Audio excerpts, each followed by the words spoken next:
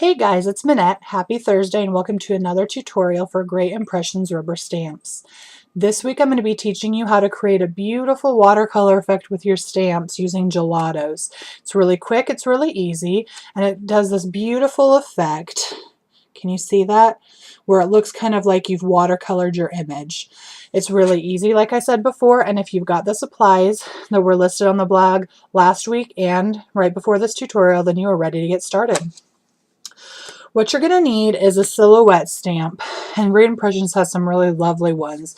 The one that I'm going to be using today is called Dragonfly Bouquet, and you can see that it's a solid image. You're going to want this. Lined images are not really good for stamping with Gelatos.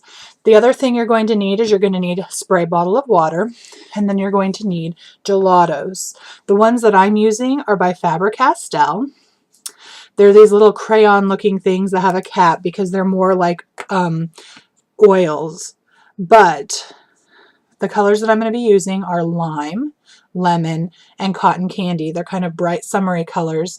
I thought we should use some of those since that season is about ready to be over, and then we'll be going into the fall. Now, quick caution, if you stamp or if you spray your image too much, you're going to get something like this where it pools. Technically, I would not use this on a card. You might like that effect, but this is just a caution before we get started that when you spray, don't spray too terribly much. So with that said, let's get started. I've got my stamp and I've got my water, and I'm just going to spritz it lightly a couple of times with water. Then all you have to do after that is use your Gelatos to color the rubber of your stamp in. Now, if you notice that it's not really holding to the stamp, you can spritz it a little bit more. It's not going to do anything to hurt the color of the Gelatos, but you don't want it to be really runny, and you don't want it to be really thick, because if it's really thick, then it's not going to stamp either. So if you see that it's really runny, just kind of wipe it off and start over again. I did the green first because that's the color that I'm going to use least of, but normally I would probably do order of lightest color to darkest color. I just know that because of the fineness of this stamp, I'm not going to really be mixing my colors up too much. And if you can see, as I'm coloring in these images, the color's kind of pooling around the image and you can see what color each part is going to stamp when I stamp it.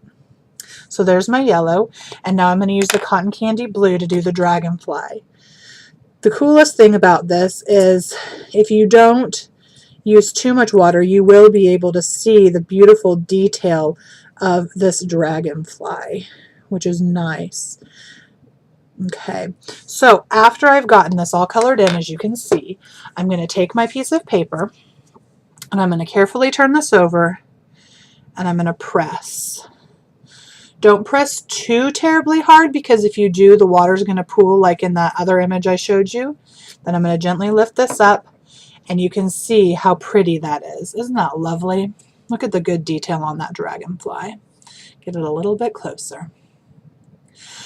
So what you're going to want to do at this point is you're going to either want to hit it with a heating gun to let it dry. And actually, I'm noticing that I don't like how down here turned out. You can take your little Gelatos and color in if you want to.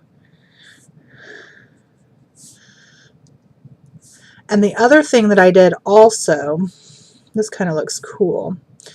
It's giving it kind of a chalky feel. The other thing I did too was after I did all this, I took my Gelato, I took the cotton candy blue, and to create this faux border, let me show you what I did. I just took my Gelato and ran it down the side all the way around, and that gives it this faux border, and it looks kind of like you just took some chalk and ran it all the way around, which basically you did.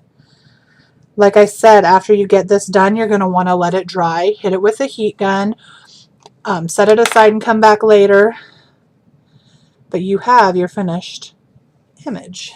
Isn't that fun? Even with a faux border.